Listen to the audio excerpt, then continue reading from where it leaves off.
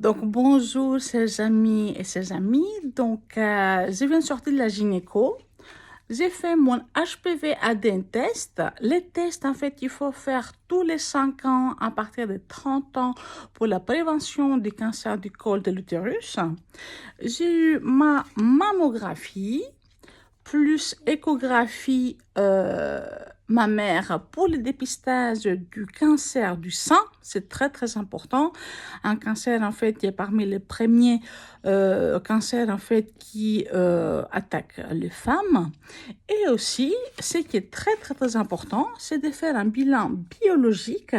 Et donc, dans ces bilans biologiques, on voit les marqueurs de risques cardiovasculaires qui sont très très importants pour les femmes en périménopause comme moi. Donc le cholestérol total, SDL et LDL cholestérol plus les triglycérides, la glycémie à jeun, l'hémoglobine glyquée, l'insulinémie qui nous permet de voir si on est en état de prédiabète avec les tests de HOMA Quickie, très très important. Et oui, les gynécos aussi s'occupent de ça.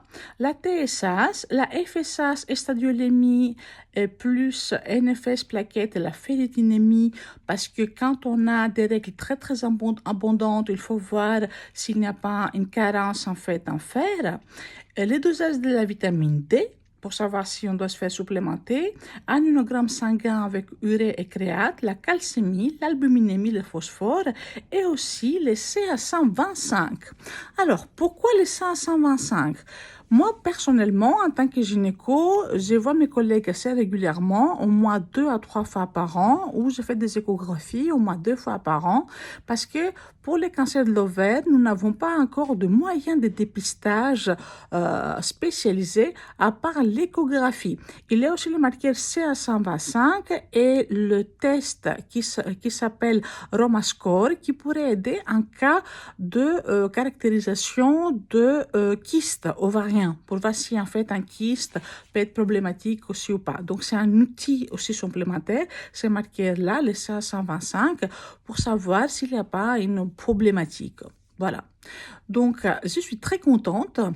Cet après-midi, c'est aussi dentiste parce que l'hygiène bucco-dentaire aussi, elle est très, très importante. Et ça c'est qu'il faut toujours prévenir que guérir. Prenez soin de votre santé, chers médecins, chers collègues. Bisous et bonne journée.